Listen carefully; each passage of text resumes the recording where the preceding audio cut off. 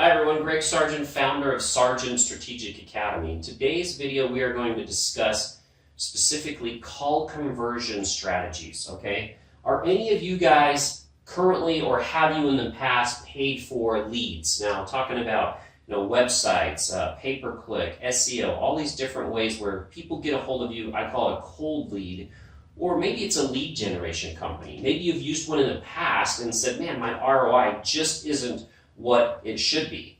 I had a national lead generation call me and say, Greg, we have companies across the country telling us these leads are not good or they're bad, but you're converting them. So what I want to do today is share with you these 4 quick steps of how we take a lead that comes in on your phone through your marketing, and how do we convert it? How do we close it? How do we make sure no one else gets there, okay? Now I want to show you an example. Today's point of pain is nationally, I'm getting told by franchises and lead generation companies that the national average is these cold calls are only being converted between 30 to 50% of the time. So you're paying for all these others, but they're not being converted. So what we want to do, let's do a monthly example. So let's just say you have 10 calls come in, okay? Let's get some green here. Now, if you convert 3 of those, then you've got $9,000. Okay, if you convert 5, you got 15,000. Okay, you know the math, right? 21,000. This doesn't include rebuild, just water damage, okay? So for the same 10 leads, let's just say you're paying out, let's just say $3,000. I'm just putting out a number, okay? You're spending $3,000 to get these 10 leads to come in, all right? Well, if you are over here spending 3 and you're only getting in $9,000, that's only a 3-to-1 return. Or over here versus you're about a 9-to-1 return, okay? Huge difference on your bottom line, your profits. Now, I'm going to show you how I was able to learn this. Now, this was 21 years ago, but I was 16 and a half, minimum wage was 4 1/4, and I could go to an outbound telemarketing call center and they would pay me $6 an hour, or $6.50. So it was over $2 more an hour, so I said, hey, why not make more, right? So at age 16, I started making outbound calls. I was that obnoxious kid calling you, right, trying to sell you books, videos, Omaha Steaks, you name it. Well, within about a year, this telemarketing company asked me to manage, supervise, role play, and teach 32 telemarketers and 2 daytime supervisors how to close jobs, how to talk to people, how to build trust with people so the sales would go up. So those same call conversion strategies I learned over 20 years ago, I was able to easily implement at age 21 when I bought my first carpet cleaning business. We were able to convert more calls than anyone else, and pretty soon we were doing $1 million in carpet cleaning. Was able to repeat the same strategies with call conversion with my 2 mitigation companies. One that I started from scratch with Steve Cisney in Utah, and then the second one we started from scratch in Denver. So call conversion can be huge. Just so many times guys and owners, ladies, gentlemen, whoever's the owner of the business, they're just so concerned about getting the phones to ring that they don't realize one of the easiest ways to make more money is just to convert more of the calls you're already paying for. So let's get started here real quick, because first off, this is all available in my call. So first you got to answer your phone, and you'd be amazed if you actually track your next 20 calls, how many of those calls actually go to voicemail. Someone who's in an emergency situation with water damage and needs help, most likely they're not going to leave you a voicemail unless they know you personally and they don't want anybody else. You have got to answer these phones. That's the first one of these things that we've got to help to convert more calls, okay? Second of all is, what do you say with the opening of the call? What question do you ask? Which question do you not ask? What I'm hearing with this one is so many people are asking for, what is your address at the beginning of the phone call? The problem with that is a lot of times you're driving, you're at a job, or you're just not ready, so can I get a pen? I need a piece of paper. Can you hold while I pull over? Could you spell the street name again? Okay, the idea of the opening is to first calm the client down and build trust. Now, how can you calm someone down and build their trust if your first things that you say to them are, can you hold, could you wait, can you spell that again?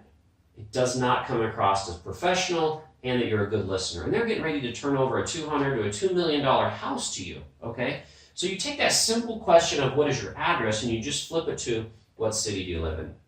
Now, don't get me wrong, you can ask for the rest of the address, but not until you've calmed them down, built some trust, and you know they're sold on your company. So, what city do you live in? I'll use my Denver example. Our last warehouse was in Aurora, Colorado, and they'd say, I'm in Centennial, Colorado. I'd say, that's great. We're just in Aurora. We're about 20 minutes away. I've got 3 crews right now. It's either going to be Bob, Steve, or Tony. Let me see which one's closest to you, and I will have them out to give you a free inspection and an estimate and show you exactly what needs to be done. Okay, so we add with the app, we ask with the city. Whatever that city is, you find something in common with that city, whether your shop's in the same city or, we're currently working on 2 jobs in Boulder already. We'll be right over. Let me see who's closest. Okay, we want to calm them down and build some trust. Now, in here, and I only put 2, but we lost the black marker, but objections, guys, there's can be 10, 12 different objections that these clients might have. In the call conversion course, it is set up with 13 strategies. Now, these are individual lectures and videos of how to handle these different objections, okay? For today's video, we're just going to talk about one, okay? And that is, how much is this going to cost? Okay, let's just do cost.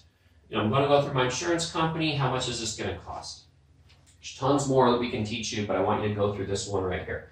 Okay, so you're going to use surgery example. So almost every one of your clients has either themselves been in the hospital in surgery or they have a family member, right? Surgery example. Mrs. Smith, that's a great question. Now, let me explain to you how we do this.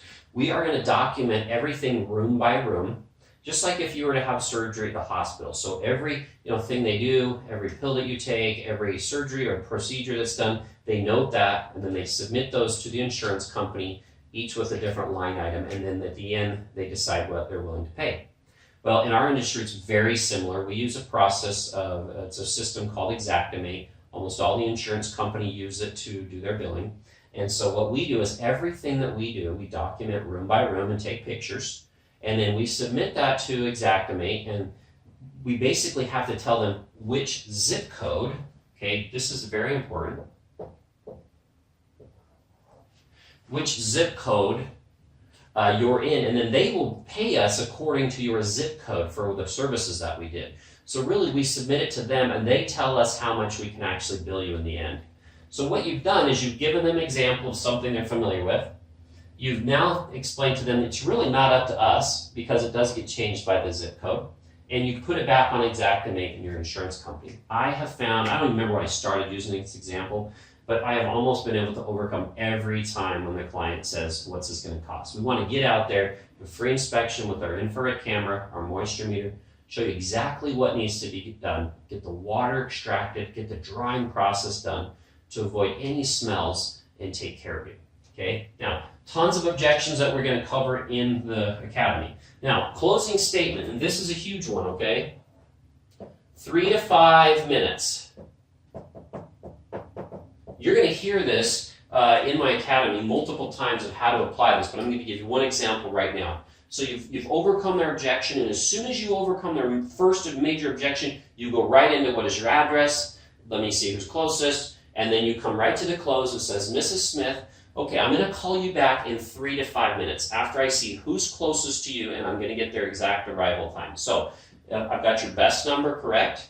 Yes. Okay, keep your phone with you, and I will be calling you back in 3 to 5 minutes. Now, if you've calmed this client down and you've built trust with them, you've responded to their objection in a timely and good, easy way, they feel comfortable, they're most likely not going to pick up that phone and call another company because you just told them that you were going to call them back, okay? It will keep them off the phone. And the idea is, it's called dial, where am I going to write that? Dial no more.